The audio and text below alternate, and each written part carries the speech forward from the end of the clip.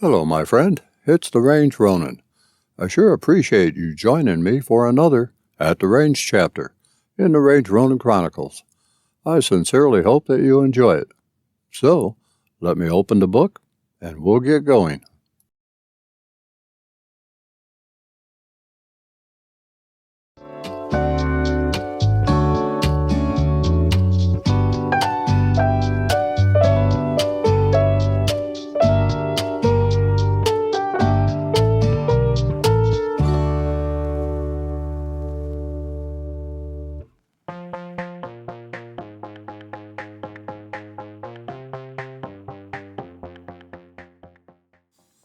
Shooting a single-action revolver always appeals to my cowboy side, although I have no cowboy heritage.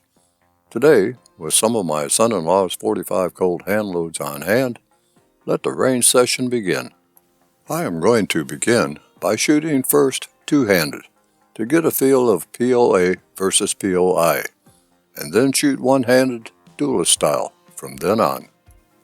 So, let me get through my first six for familiarization. I'll make notes as I move along, and then provide a range day synopsis at the end.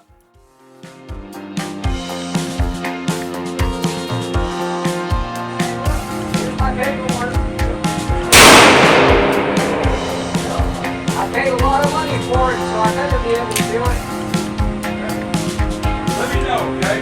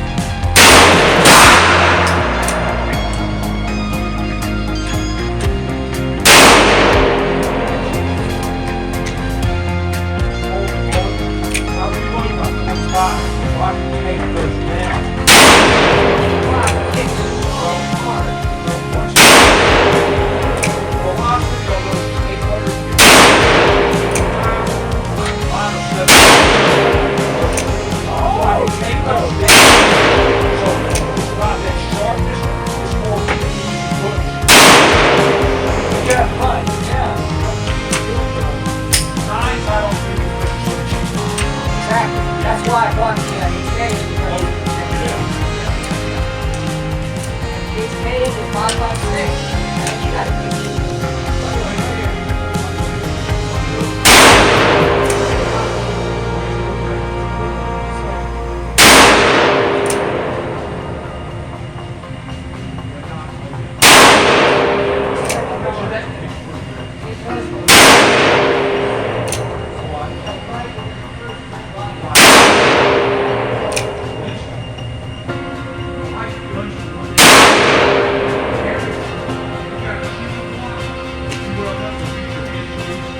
He's 10 years older than I am.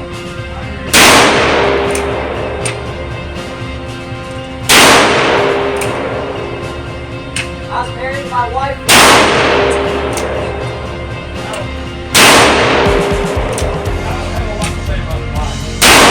I was married to my wife for 18 years. Oh, were you really?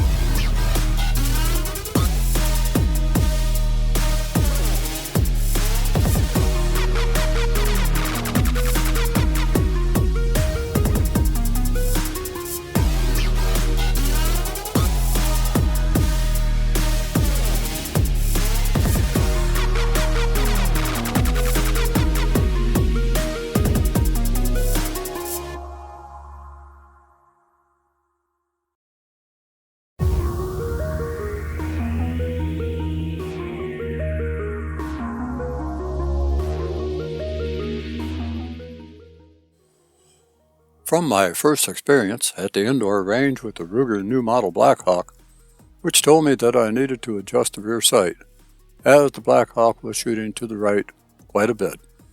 A glance at the rear sight upon returning home verified that the rear sight was, indeed, set to the right. I had to remedy that if I expected to hit anything at the outdoor range with multiple steel targets and multiple distances. 4 clicks of left windage were given to the rear sight, which was adjusted based on using the last range ammunition prior to this day's session at the outdoor Clybell shooting range. I hope to be ringing some steel targets. Depending on how things go, there might be a mixture of two-handed and one-handed duelist shooting. This day's fodder is my son-in-law's hand-loaded 250 grain semi-wide cutter bullets over 6 grains of unique gunpowder. Before I began filming this session, a few leftover 250 grain RNFP bullets over 5.2 grains of tight group powder were run to verify that the adjustment to the rear sight produced as close a POA to POI as I could achieve. If not, then readjust as I felt necessary. Things were better at the beginning, but that was about to change. So, what you are about to view is the shooting with what I hope to be a near-zeroed Ruger new model Blackhawk. So let me get to getting, or as Larry the cable guy would say, get her done.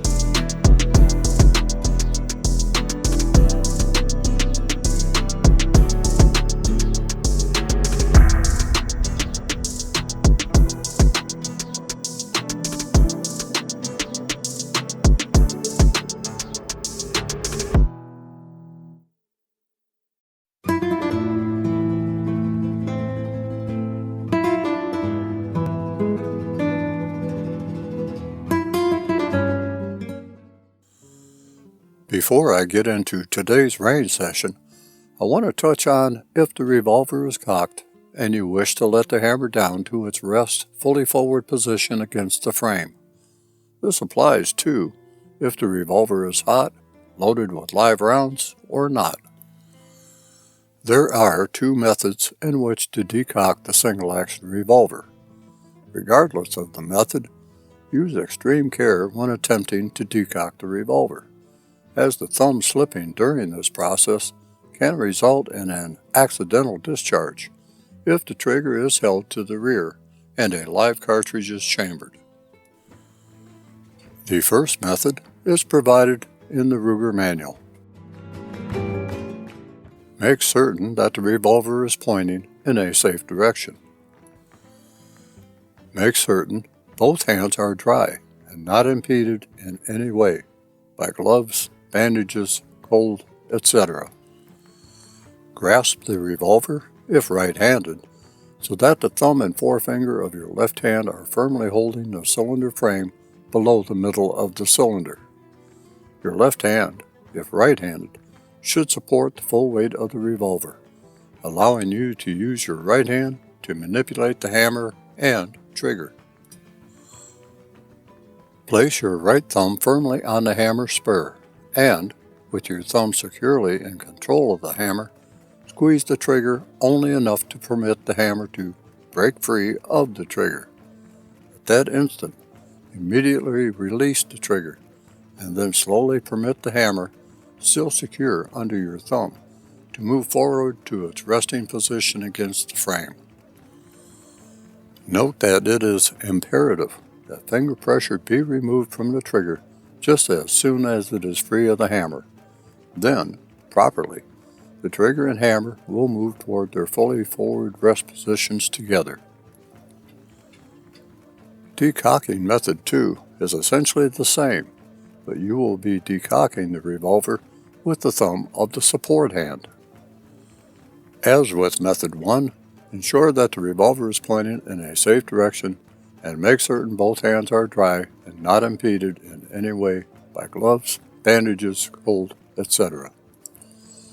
Hold the revolver, if right-handed, so that the thumb and forefinger of your left hand are firmly holding the cylinder frame below the middle of the cylinder and away from the flash cap area.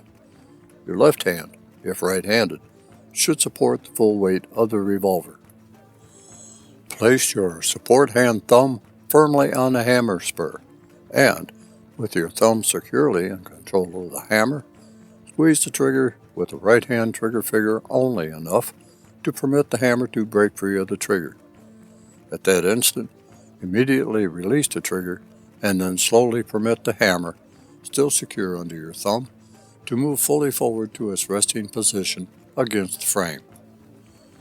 Again, it is imperative that finger pressure be removed from the trigger just as soon as it is free of the hammer. Then, properly, the trigger and hammer will move toward their fully forward rest positions together. So, you might be questioning what happens if the trigger is held fully to the rear while performing the decocking procedure. Let me explain that. When the trigger is released after the hammer is released, the transfer bar safety will prevent the hammer from striking the firing pin, thus preventing the firing pin from transferring that energy to the primer of a loaded live cartridge. If the trigger is held to the rear while the decocking procedure is taking place, the revolver operates as it would if you pulled the trigger during actual firing. Transfer bar safety will take the impact of the hammer and then transfer that energy forward to the firing pin that will, as designed, contact the primer of a loaded cartridge. Practice decocking the firearm using both methods with an unloaded revolver until you have developed the proper control and touch to decock your revolver safely. The key to safe decocking is having the weight of the revolver controlled with one hand, while the thumb of either hand and forefinger of the shooting hand control the hammer and trigger. If you are left-handed, use the right hand to support the firearm and away from the flash cap. Now, Let's get to some shooting and see how well the new Vaquero and I work together. I will make notes, as appropriate, during the range session.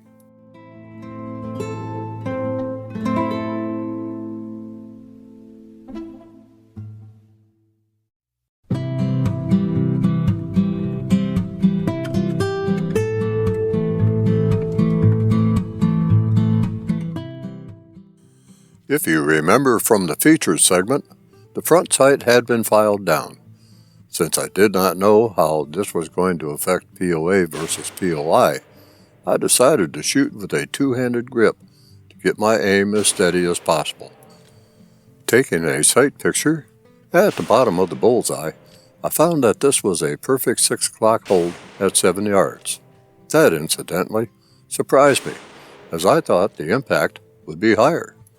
So what you are seeing are 24 rounds being fired and my pushing the sight on 2 of those rounds that resulted in a low right target impact. The front sight is hard to pick out against the stainless steel rear sight, but everything, including headshots, came out pretty well, considering.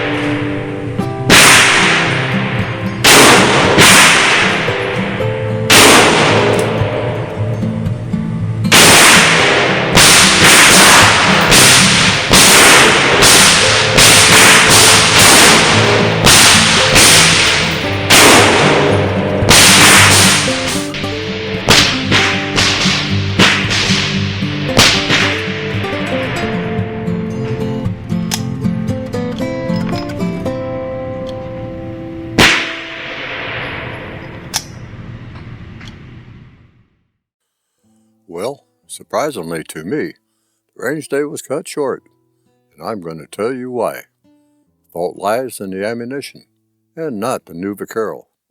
Let me explain.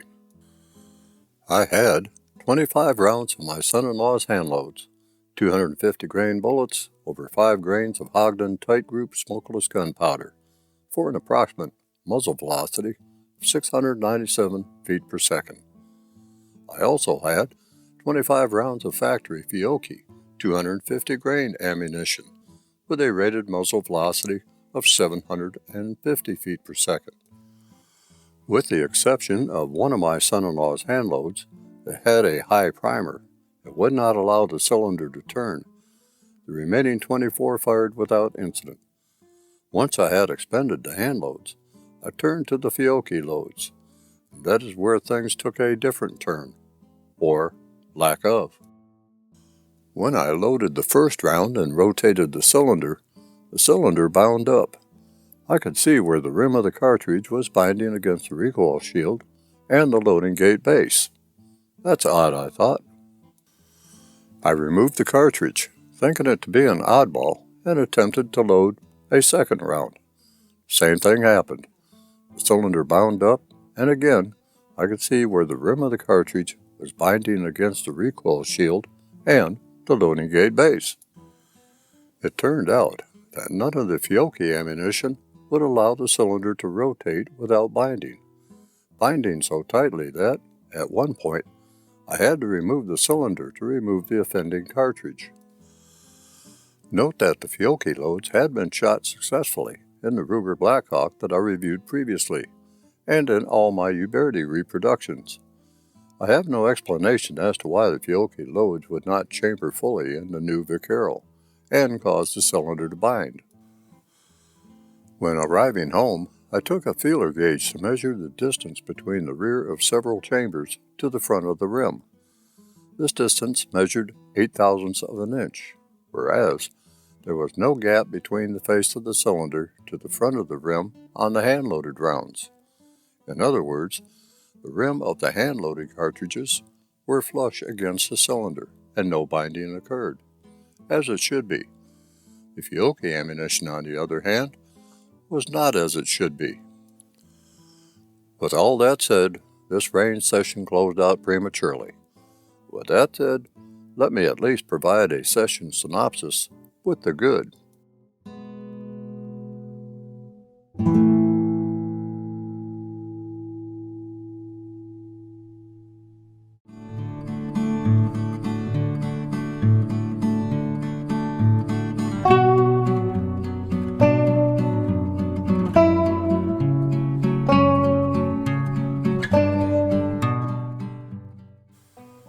As far as accuracy, the Ruger new Vaquero is very accurate, and if I did my part, holes in a target appeared where I wanted them, or at least close enough to warrant my satisfaction.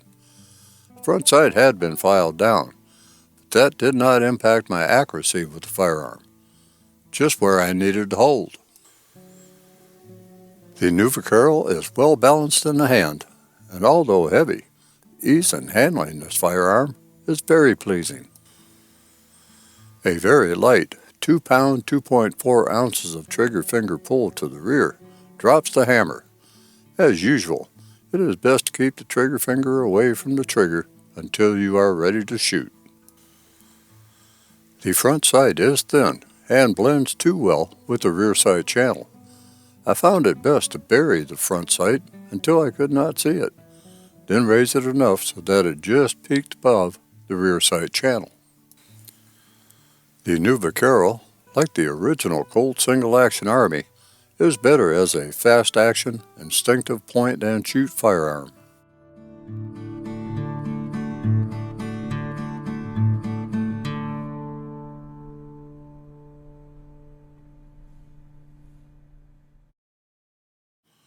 While a shooting session at the indoor range proved to be very informative, more information can be gathered by shooting some steel targets, and that means it's time to move to the outdoor range. Nestled within the Charlie Elliott Wildlife Center, just a few miles south of Mansfield, Georgia, is the Clybell Shooting Range, where steel targets abound for handgun shooters.